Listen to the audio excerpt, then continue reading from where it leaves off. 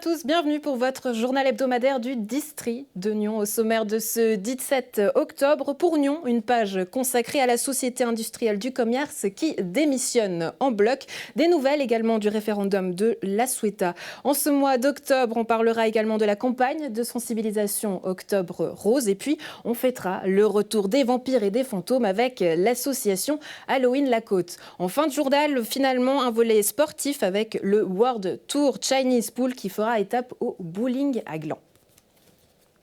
À Nyon, le comité de la Société industrielle et commerciale démissionne en bloc suite au refus dans les urnes le 22 septembre dernier du nouveau règlement sur les jours et les heures d'ouverture des commerces. Les 10 membres du comité de la SIC ont décidé de quitter leurs fonctions à partir du 31 janvier prochain.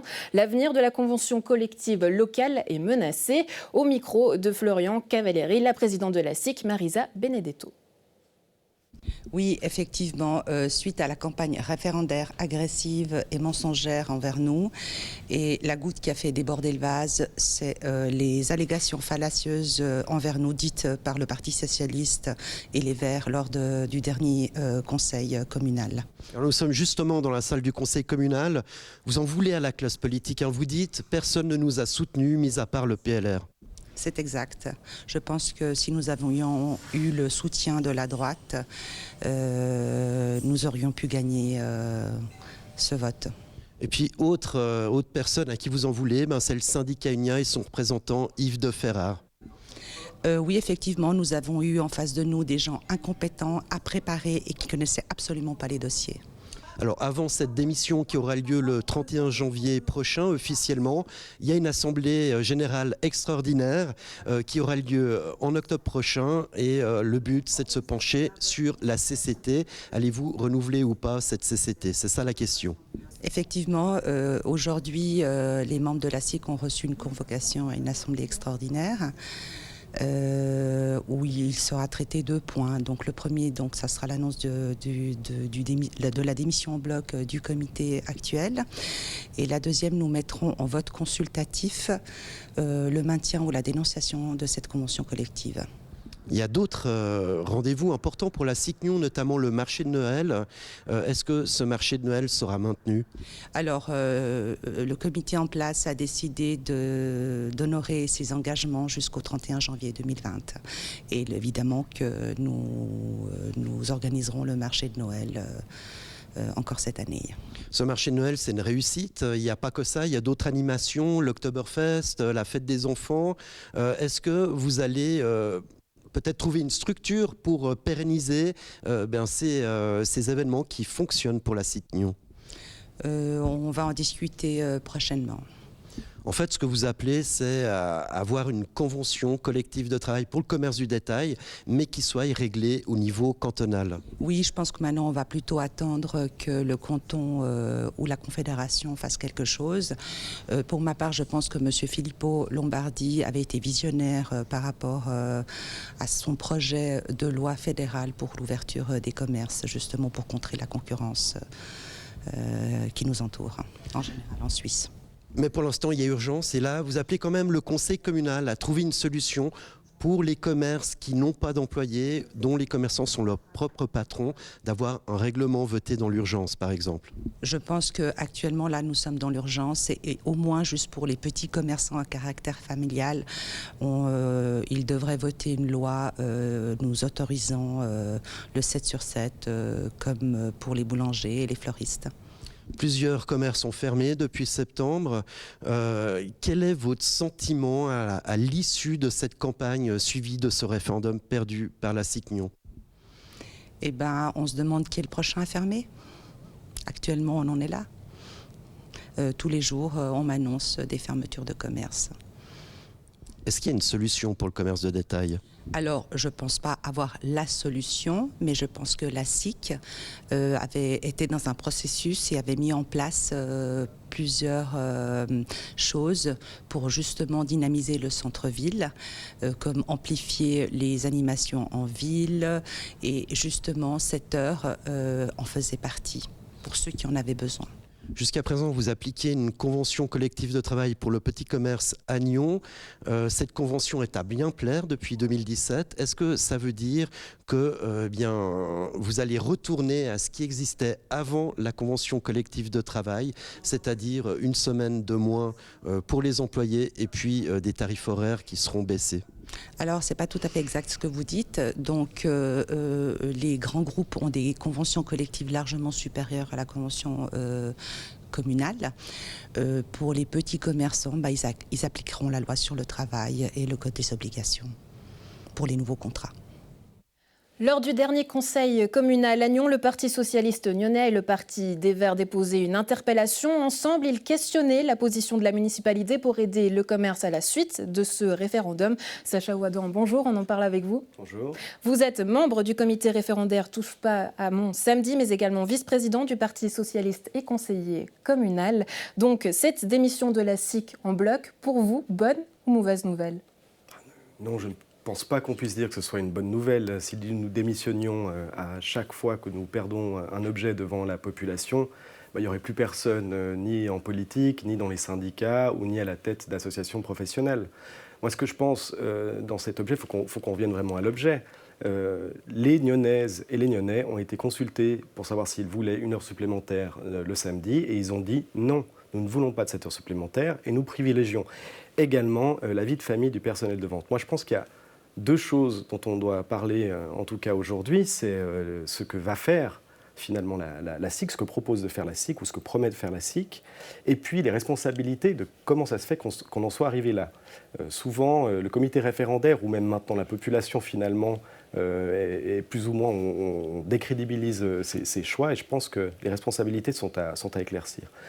Sur ce que propose la SIC, il faut bien savoir ce que ça veut dire de dénoncer une CCT qui, d'ailleurs, par ailleurs, cette CCT avait été conclue en 2010 comme obligation, si vous voulez, avant que les horaires des commerces le samedi ne s'étendent à 18h.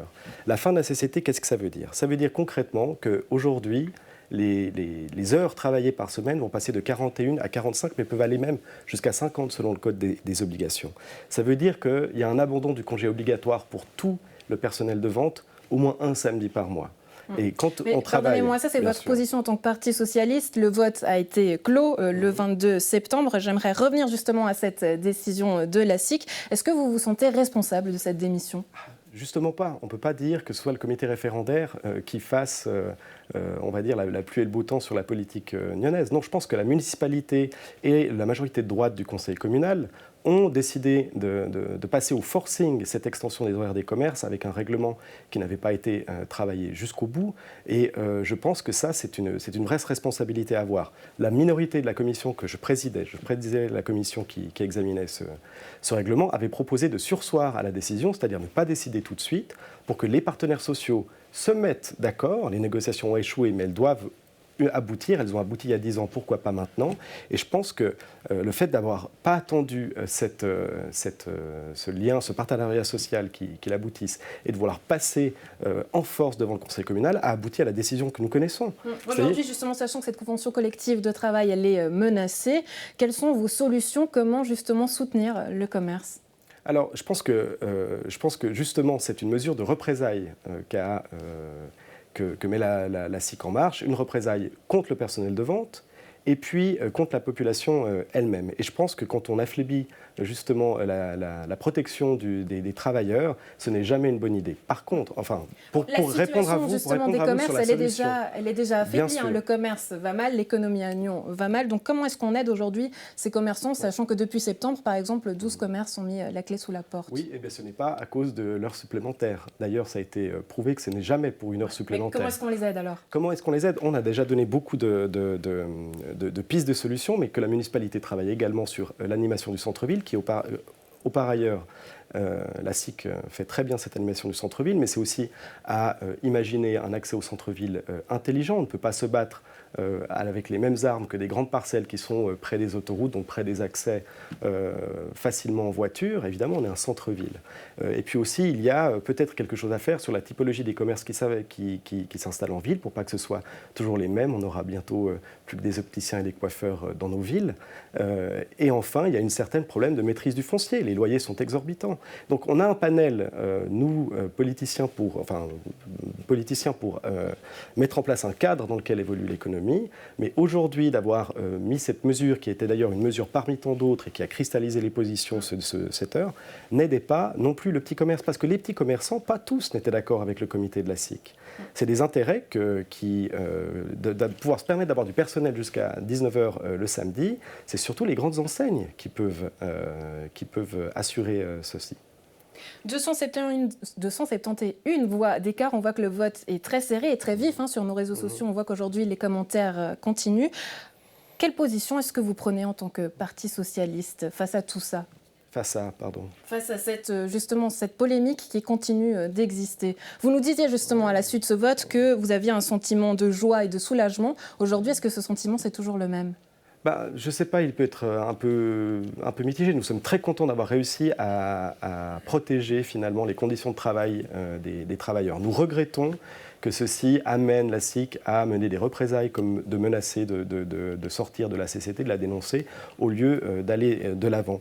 Moi, je pense que l'agressivité et les propos outranciers donnent une mauvaise image du commerce lyonnais et n'amènent pas une dynamique positive. Et à mon avis, cette dynamique positive, elle aurait dû se passer si on avait pu justement entrer en dialogue après ce vote.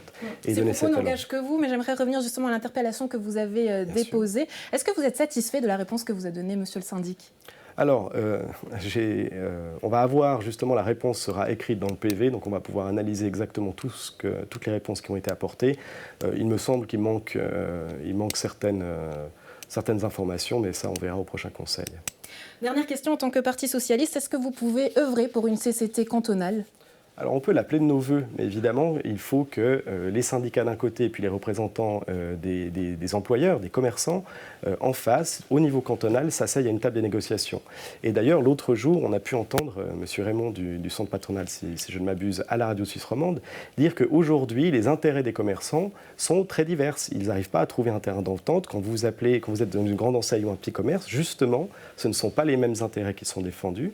Et nous pouvons l'appeler de nos voeux, cette CCT cantonale, mais nous l'appelons de nos voeux. Sacha Voidan, membre du comité référendaire Touche pas à mon samedi, mais également vice-président du Parti socialiste et conseiller communal. Merci d'avoir été avec nous et pour ces précisions. Merci.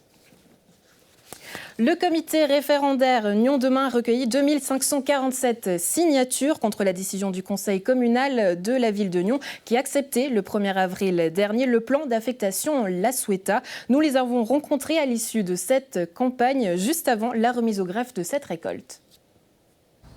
Alors là, on est avec une partie du comité référendaire qui s'est battu pour garder La Sueta avec une tour et contre le projet de plan de quartier. La récolte s'est poursuivie jusqu'à ce matin. Vous allez rendre les signatures au greffe cet après-midi. Est-ce que cette récolte était difficile? Est-ce que vous avez eu toutes les signatures que vous souhaitiez? Alors, avant de parler des signatures, je vais juste vous reprendre concernant garder La Sueta avec une tour, parce que c'est absolument pas ce qu'on demande. Le comité référendaire n'est absolument pas opposé à la démolition qui est prévue et au réaménagement de ce quartier. Le comité référendaire est surtout opposé à la forme urbaine qu'on donne actuellement à ce futur quartier, à savoir des immeubles avec une très grande proximité, un vis-à-vis très prononcé et surtout la totalité des arbres qui seront abattus pour réaliser le projet. On n'est absolument pas pour une tour et absolument pas contre une démolition. D'accord, mais vous n'avez pas répondu à la question. Est-ce que cette récolte de signatures a été facile? Alors la récolte de signatures, de prime abord, ça aurait pu être plus difficile que ce qu'on avait imaginé par rapport aux impôts.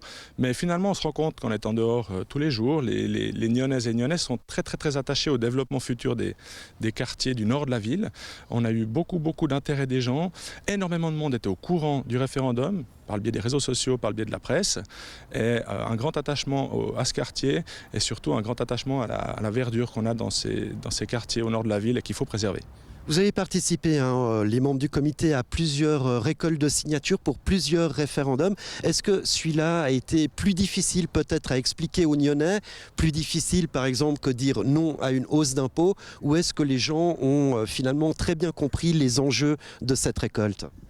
Alors les gens, je crois, ont très bien compris les enjeux. Quelquefois, oui, ils ont eu une petite confusion comme vous, en pensant qu'on voulait garder la Sueta. Mais après explication, ça allait très bien. Et puis on est allé beaucoup à la rencontre des gens dans leur quartier. On n'est pas resté en ville comme ça se passe d'habitude. Et là, on a découvert vraiment des gens qui avaient envie de dire quelque chose, qui avaient envie que ça se passe autrement. Et donc là, on est très content. C'était une expérience assez enrichissante. Est-ce que vous pensez avoir réuni le nombre de signatures suffisantes pour ensuite passer à la seconde phase du référendum? Quelle est la fourchette de signatures que vous avez récoltées? Eh bien écoutez, pour l'instant, on doit encore fignoler le comptage et je pense qu'on atteindra quand même le résultat assez largement.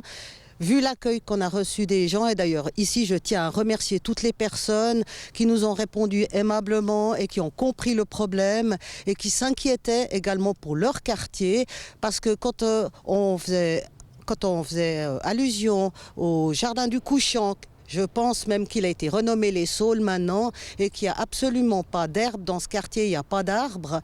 Les gens ont peur que ce soit partout comme ça. Et quand ils parlaient de la petite prairie, en fait, les gens nous ont tout le temps parlé des quartiers des horreurs qui sont actuellement à Nyon. Et ils ont peur que ça continue, ils ne savent pas jusqu'où ça va aller. Mais tout de même, excusez-moi d'insister, on a l'impression que cette récolte n'a pas été aussi facile que d'habitude. Non, parce que ce qui était difficile, c'est qu'il fallait expliquer aux gens. Quand on a fait le référendum concernant les impôts, il suffisait de dire le mot impôt, les gens ils faisaient presque la queue pour signer. Tandis que là, il fallait chaque fois remettre le métier sur l'ouvrage, leur expliquer de quoi il s'agissait, et une fois qu'ils avaient compris, ils signaient sans problème. Si mon compte est bon, il y a eu 4 référendums durant cette législature, dont un référendum spontané. Est-ce qu'on est arrivé quelque part au bout de cette démarche de référendum? Est-ce qu'il y aurait encore la place pour d'autres référendums, vu que ça semble être le modus operandi de cette législature? Je crois que les référendums qui ont été proposés aux Nyonnais, on sait qu'il y a eu 3 référendums qui ont nécessité des récoltes de signatures, un référendum spontané concernant le sujet de l'EVAM. Maintenant, tout le monde peut lancer un référendum. Il y a peut-être d'autres sujets qui vont appeler à lancer des référendums, mais ce n'est pas le but du jeu. Mais on se rend compte que sur un sujet comme Sueta, où le conseil communal était extrêmement serré, à savoir par rapport aussi aux informations qui étaient erronées dans le préavis municipal, le nombre d'abstentions qu'il y a eu, je pense que ce référendum a toute raison d'être.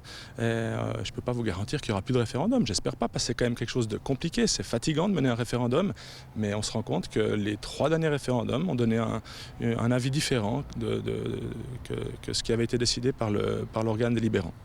En tout cas, ce référendum intitulé quelque part non au béton à la Sueta va être remis cet après-midi au greffe. Ensuite, la suite, ce sera quoi? La suite, c'est la suite de tout référendum. Contrôle des signatures, validation, et puis la programmation d'une votation. Je ne sais pas dans combien de temps, ça appartient à la municipalité, mais je pense que dans les 3 mois, 4 mois, on devrait avoir une votation. Je vais peut-être juste rajouter quelque chose. On nous a souvent évoqué une certaine éventuelle perte de temps avec ce référendum. Moi, je pense qu'on a vu avec les commerces, c'était possible. J'espère que la municipalité pourra mettre rapidement cet objet en votation populaire afin de ne pas perdre du temps, comme certains nous le reprochent. Et, à mon avis, il y a encore largement moyen de voter avant la fin de l'année. Le comité référendaire intitulé non au béton à la Sueta, Nyon demain. Octobre Rose, c'est le mois dédié à la sensibilisation pour la lutte contre le cancer du sein. Le 31 octobre, les cliniques de Genelier-Montchoisy et Valmont s'associent à la Ligue vaudoise contre le cancer lors d'un dîner caritatif au centre du sein de la clinique de Genelier. L'occasion d'en savoir plus sur cette campagne, mais aussi sur la maladie. Avec vous, nos invités. Bonjour, merci d'être avec nous. Bonjour. Patricia Muller, directrice administrative du Centre du sein à la clinique. Avec vous, la doctoresse Cathy Kress-Bosch, spécialiste FMH en radiologie. J'aimerais commencer cette discussion tout simplement, savoir pourquoi cette campagne de sensibilisation aujourd'hui, elle est toujours si importante. Alors en tout cas, c'est vraiment le premier cancer des femmes. Le cancer du sein vraiment touche 1 femme sur 7, ce qui est énorme. Touche toutes les femmes, de très jeunes, au-delà de 70 ans. Et donc, en fait, il faut vraiment sensibiliser la population, hommes comme femmes, et essayer de traiter les patientes le plus tôt possible parce qu'on peut les guérir. Et pour cela, en fait, il faut les dépister et faire des mammographies. Alors, il y a 2 sortes de mammographies. Il y a les mammographies qu'un médecin généraliste ou un gynécologue peut prescrire dans le cadre d'antécédents familiaux, dans le cadre du symptôme. Et puis la deuxième partie, c'est la deuxième forme, en tout cas, c'est la Fondation pour le dépistage du cancer du sein. C'est une fondation qui existe depuis très longtemps, depuis 1993, d'abord une phase pilote, et maintenant elle est généralisée dans tout le canton de Vaud. Et c'est une invitation que les femmes en fait, reçoivent par écrit, par courrier, les invitant à prendre rendez-vous pour faire une mammographie. Et Genolier et l'Institut de radiologie de la Combe à Nyon, en fait, sont agréés par la Fondation, dans le cadre également du Centre du sein agréé. Et est-ce que ces invitations, finalement, elles fonctionnent ou est-ce qu'il y a toujours un petit peu de réticence, finalement, à venir? Alors, il y a des réticences. Il y a des réticences. La participation, on touche à peine, on va dire, 50% des invitations. Mais il faut savoir que beaucoup de patientes aussi sont suivies par leur gynécologue et donc font des mammographies en dehors du dépistage, mais aussi parce qu'elles ont moins de 50 ans aussi. Hein. Ça concerne les femmes entre 50 et 74 ans. Donc il faut donner et offrir la possibilité à toutes les femmes parce qu'il faut rappeler que les cancers du sein en fait, surviennent bien avant 50 ans. Patricia Muller, pour vous, que représente ce mois d'Octobre Rose? Pour moi, le mois d'Octobre Rose est d'un côté un mois vraiment destiné à la sensibilisation de tout le monde, que justement il y a ce cancer du sein, qui a beaucoup de femmes qui sont concernées, qui ont besoin de soutien, d'une prise en charge, qui a justement les dépistages qui ne sont pas négligeables, mais qui aident à améliorer les traitements, les chances de survie. Et il faut s'unir, il faut être solidaire avec toutes les personnes concernées de plus ou moins proches, afin d'essayer de faire ensemble front contre cette maladie qui concerne vraiment grande partie de la population féminine. Oui. Je rajouterais aussi qu'il y a en fait aussi beaucoup de conférences publiques et conférences scientifiques et qui permettent en fait d'ajourner un petit peu les données qui sont connues et puis aussi de montrer qu'il y a une place importante aux accompagnants, aux familles et ça c'est une place non négligeable et que c'est en fait un travail en commun pour améliorer le mieux vivre en fait de la maladie. On parle justement beaucoup de la qualité de vie dans le cadre du cancer du sein. Comment améliorer justement cette qualité de vie? Déjà en sensibilisant les proches, les femmes. Les proches ont parfois de la difficulté à accepter cette maladie, ont peur un petit peu d'en parler, ont peur d'aider la personne atteinte. Quel conseil est-ce que vous pourriez donner peut-être aux proches? Alors déjà, il y a des réunions psychiatriques, psychologiques, auprès des infirmières de référence aussi dans notre centre du sein en tout cas, pour essayer de faire comprendre, d'expliquer ce qu'est la maladie, ce qu'elle implique, sur les changements aussi corporels, les changements d'image de soi, et aussi en fait faire parler l'entourage, que ce soit les enfants, que ce soit l'époux. L'époux a un rôle extrêmement important, et donc leur proposer. Il y a énormément d'activités, des réunions, des consensus, les réunions avec les infirmières de référence sont très très importantes. Et puis avec les médecins. Ouais. Patricia Muller, beaucoup d'activités ont eu lieu justement à la clinique de Genolier. Quel impact est-ce que vous sentez auprès de la population? Quel retour vous avez au fait de ces événements? Déjà, ce qui est important pour la population en général, c'est de savoir que la clinique de Genolier, même si c'est une clinique privée, pour tout ce qui est ambulatoire, donc toutes les prestations en ambulatoire sont accessibles à tous. Et que justement, à la clinique de Genolier, on a cette offre qui englobe vraiment tout l'itinéraire de la patiente. Donc, dès la suspicion d'un cancer, le traitement, la prise en charge par la suite, le suivi et les soins de support justement pour qu'elle et ses proches aillent mieux, sont disponibles à la clinique de Genolier, tout sous un toit et accessible à tous tant que c'est en ambulatoire. Patricia Muller et Cathy Kress-Bosch, merci d'avoir été avec nous. N'oubliez donc pas cette soirée le 31 octobre à la clinique de Genolier. Jeudi dernier, au théâtre de Grand-Champ, s'est tenu le premier Gland Forum économique. Pour cette première édition, les organisateurs ont choisi 2 thématiques, la digitalisation et les nouveaux emplois de l'économie circulaire. Pourquoi la ville de Gland s'est-elle lancée dans l'organisation d'un tel forum ? pour asseoir sa stratégie de promotion économique, pour pouvoir se faire rencontrer les acteurs de la vie économique avec les institutions, la ville de Gland, pour pouvoir discuter de thèmes assez intéressants, très intéressants j'espère d'ailleurs, comme justement la digitalisation, Fab City, ces choses qui font partie de nos stratégies de promotion économique. Alors vous l'avez un peu dévoilé, mais quels sont les principaux thèmes et qui sont ces intervenants qui sont ici à Grandchamp ? Alors on a eu la chance d'avoir Thomas Diez, qui est le directeur du Fab Lab de Barcelone et qui est l'instigateur du concept Fab City Global Initiative. Ensuite Yannick Rumpala, qu'on vient de voir en visioconférence, puisque par souci d'empreinte carbone, ce maître de conférence de l'Université de Nice ne se déplace pas ni en avion ni en voiture. Et puis cet après-midi, dans la deuxième partie, on va avoir encore Nicolas Inglard, spécialiste des nouveaux commerces, nouveaux business models des centres-villes. Et puis en dernier... J'ai un blanc. Nous avons Michel Perrin qui lui est spécialiste sur la transformation digitale dans les entreprises. Voilà. Gilles Davoine, municipal à Gland en charge des finances de la ville. J'imagine que lorsque vous avez lancé justement un bureau de promotion économique il y a quelque temps à Gland, vous aviez dans l'idée de créer un mouvement d'appel, de montrer que Gland est dynamique, accueille ses entreprises. C'est ça l'objectif de ce forum ? Bon, c'est pas que ça, mais ça fait partie d'un tout, effectivement, d'une stratégie globale. C'est vrai que les dicastères pour cela sont assez bien faits, puisqu'en ayant les finances et la promotion économique, il y a une vraie logique derrière que vous relevez à juste titre. Ce forum fait partie, comme je disais, de cette stratégie, mais je pense qu'il y a beaucoup d'autres avantages à ce forum, notamment de découvrir ce qu'on a fait avec Thomas Diez, de découvrir avec intérêt ce qu'est Fab City, et ce qu'est ce concept de dire finalement qu'une ville soit autosuffisante et en même temps connectée à travers le monde en produisant de nouveaux locaux, mais grâce éventuellement à des informations qui viennent de l'autre côté du monde. Voilà, et puis qui dit local dit aussi commerce local. C'est aussi important de montrer qu'il y a cette vie économique, ce commerce local à Gland.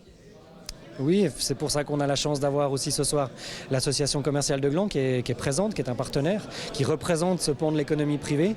Et puis le Fab City, c'est aussi pour les petits commerces. La digitalisation, c'est aussi pour les petites entreprises. Et on essaie aussi de leur donner la possibilité justement de venir un petit peu s'informer, découvrir et dans le futur participer à des workshops, des tables rondes et pourquoi pas des projets. On va terminer en vous demandant la question subsidiaire. Y aura-t-il une seconde édition au vu là, de ce mi-parcours de ce Gland Economic Forum? Y aura-t-il une seconde édition? On espère. Pour savoir à quelle fréquence on va faire ça, je ne sais pas encore. Mais on espère effectivement reconduire cela pour les mêmes raisons que celles déjà évoquées, effectivement. Sorcières, monstres et morts-vivants seront de sortie pour Halloween le 31 octobre à Gland. L'association Halloween La Côte revient avec un nouveau format pour vous donner toujours plus de frissons. On en parle avec vous, Cédric Jacquard. Bonjour. Bonjour. Merci pour l'invitation. Mais avec plaisir, vous êtes venu bien accompagné. Il y a du monde. Voilà, ils sont là. Vous êtes membre du comité d'organisation de l'association Halloween La Côte. Quelle sera votre formule pour ce 31 octobre? Alors l'année passée, on est arrivé avec la petite naissance de la petite, quoi. Et puis tout naturellement, cette année, c'était son premier anniversaire. Donc on a dit qu'on allait changer un petit peu le programme. On attend tous les Glandois et les gens de la région à venir nous retrouver ce 31 octobre à la gare de Gland exclusivement et à la salle de Montolier en cas de pluie. Évidemment, vous cherchez des cracheurs de feu, licornes, dragons et tout bénévole. Comment est-ce qu'on fait si on veut s'inscrire? Alors, on a un site internet www.ahlc.ch où dessus, il y a un petit formulaire pour pouvoir venir vous inscrire et venir nous donner un coup de main. Et puis, tout simplement. Pour faire la fête, on vous voit un réel passionné finalement du monde d'Halloween et des morts vivants. Elle vous vient d'où cette passion? Je sais pas, on a commencé gamin avec cet Halloween, ça n'a jamais été un truc qui a vraiment pris sur la région, puis on s'est dit l'année passée, tiens, testons, puis quand on a vu le résultat et tous ces enfants, voire même les plus grands, grimés, déguisés, et puis comblés de bonbons et tout ce qu'il y avait derrière, on s'est dit, bah tiens, il y a quelque chose, quoi, ça marche, donc on a dit, on met le couvert une année, puis on va regarder d'année en année comment le public réagit. La potion magique pour cette année, c'est quoi? Quel sera le programme? Alors, comme d'habitude, les bonbons, on les écoule en ce moment au marché de Gland, sur 2-3 commerces de la région qui nous soutiennent, et pour que les gamins... Donc, petit préparatif d'abord au marché. Donc, actuellement, voilà, on est sur le marché, on les remercie aussi de nous laisser une petite place. Et puis là, donc, on invite tous les enfants à aller à 17h sonner aux portes de tous les gens de la région pour aller collecter leurs bonbons. Arriver à 18h sur la place, où là, il y aura un petit tunnel de la peur, il y aura 2-3 décorations sur la place. Ensuite, soupe à la courge offerte, une petite tonnelle avec un bar, et puis la possibilité de commander des fondus cette année. Nouveauté, ça, les fondus. Nouveauté, exactement. On voit, là on a des images, l'année dernière il y avait un grand cortège, un défilé, ce sera cette année, partie remise? Alors cette année, petite version pour justement revenir l'année prochaine avec un nouveau concept qui est en train de naître là, pour certainement finir dans les halles du tennis à nouveau, puis ce sera un samedi l'année prochaine, donc on va miser le bal. Derrière ce comité, derrière cette association, beaucoup de monde aujourd'hui. Qui est-ce qui œuvre pour nous concocter ce fabuleux Halloween? On est à l'interne une dizaine, et puis on a surtout le soutien de tous les entrepreneurs et partenaires à qui qu'on a contacté. Tout le monde nous dit oui, donc c'est là qu'on se dit que les feux verts sont vraiment au vert, et puis qu'on va continuer sur cette lancée. Mais c'est vrai que les entrepreneurs, les commerçants et autres, sans eux, il n'y a pas de projet comme ça. Donc merci à vous de nous soutenir. Est-ce qu'on reverra vos belles décorations sur les ronds-points de la ville de Gland? C'est à partir de ce lundi matin, vous pourrez aller découvrir tout ça. Il y a 3 sites qui vont être décorés. On laissera le plaisir aux gens d'aller les trouver et puis de les commenter. Et finalement, pour les gens qui nous regardent, quels conseils est-ce que vous pourriez leur donner finalement pour passer cet Halloween de la meilleure manière qui soit? Alors ça, c'est la question que j'attendais pas, mais je vais vous trouver une réponse. On se déguise en quoi? Dans quelle ambiance est-ce qu'il faut Alors on a vu venir? l'année passée que c'était très mort-vivant, les enfants et autres sont arrivés avec des balafres, on était très surpris d'ailleurs, on ne savait pas vraiment ce qu'allait arriver. Donc c'est vrai que le thème du mort-vivant, du zombie a l'air très porteur. Donc de nouveau, nous on découvre chaque année les costumes qui sont un peu tendance, mais apparemment on est plus dans le squelette que dans la petite princesse. Et on voit un grand succès que vous avez eu, vous êtes d'ailleurs cité comme Monsieur Halloween, c'est ça? Grâce à vous, c'est un enfant, alors ça c'est mon plus beau cadeau, mais c'est pas le but, c'est un enfant dans la rue qui a dit c'est Monsieur Halloween, donc c'est vrai que c'est grâce à NRTV que j'ai pu avoir ce petit cadeau et privilège, et c'est un beau souvenir, c'est vrai. Et on se réjouit donc d'être là le samedi 31 octobre pour Halloween. Si vous deviez convaincre les gens qui nous regardent, finalement, vous nous faites ça à une petite... Jeudi, parce que le samedi on sera pas là. Jeudi 31 octobre, voilà. Oui, effectivement. Et puis pour les convaincre, qu'ils se laissent porter, parce que vraiment c'est une fête, nous on s'est fait avoir. Ça fonctionne, c'est-à-dire qu'il y a un engouement général, donc on se dit venez découvrir et puis faites-nous des commentaires pour qu'on s'améliore. Cédric Jacquard, merci d'avoir été avec nous. Merci et puis bien. très bonne Halloween. Merci beaucoup. On connaît tous la réplique igloo, esquimau, pingouin et glace du film Rasta Rocket. Eh bien, elle sera de retour ce samedi 19 octobre avec la patinoire couverte de Rive. Pour cette 11e saison, les habitants de Nyon et environ pourront en profiter jusqu'au 8 mars. Du côté des activités, patinage artistique, hockey et pétanque sur glace avec, comme d'habitude, l'installation de la traditionnelle buvette et ses délicieuses fondues. Du côté de Gland, l'ouverture est prévue pour le vendredi 1er novembre avec une inauguration. Vous pourrez profiter des joies de la glisse jusqu'au 8 mars. 4, 3, 2... Du côté de Perrois, même date à retenir le samedi 19 octobre, la patinoire des Marsas, seconde et dernière édition avec une soirée disco. Toutes les nouveautés au micro de Florian Cavalieri. Comment s'annonce cette saison? Magnifique. Le but, c'est d'avoir du plaisir, un maximum de plaisir durant cette saison. C'est de profiter des infrastructures. On a tout mis en place déjà l'année passée. On a travaillé d'arrache-pied. Le délai était très court l'année passée. On est ressorti avec plein de bonnes expériences l'année dernière. Et là, on a vraiment tout mis en place pour faire des infrastructures magnifiques. Couvertes cette année, c'est la grande nouveauté. Avec en plus tout un panel d'animation pendant la saison. Donc ça va être une belle saison. J'allais le dire justement, la nouveauté de cette année, c'est la couverture pour assurer cette saison. Et tout ça pour un budget de 450 000 francs au total, mais il n'en coûte que 10 000 francs, toujours à Perrois. Et pour ça, vous pouvez compter sur une douzaine de communes environnantes, le Fonds vaudois du sport, ainsi que plusieurs dizaines de partenaires. On peut dire que c'est une vraie réussite. Oui, c'est absolument une vraie réussite. On peut dire que la participation des communes est bonne, mais la participation des partenaires est énorme. Donc c'est aussi la patinoire des partenaires pour cette saison, et c'est aussi ces partenaires qui nous ont permis de mettre un toit cette année sur cette couverture, sur cette patinoire. Et puis c'est aussi une patinoire qui manque cruellement dans la région, puisque vous avez quasiment 7 clubs résidents ici, des matchs toute la semaine, le matin, mais sans oublier le public. C'est vrai. Alors le manque, il est encore plus régional, puisqu'il est, je pense, à l'échelon suisse romande ou en tout cas vaudois. Voilà, nous on a récupéré ce projet de Lausanne pour la partie des travaux et des JOJ à Lausanne l'année passée et cette année. Donc on était très content de faire cette parenthèse là et de jouer notre rôle en sachant qu'on avait les terrains à disposition pour le sport. Et puis après on peut que encourager toutes les autorités en place de tout faire pour faire avancer ces projets. On sait qu'il y en a un à Gland, on se réjouit de voir cette future magnifique patinoire à Gland.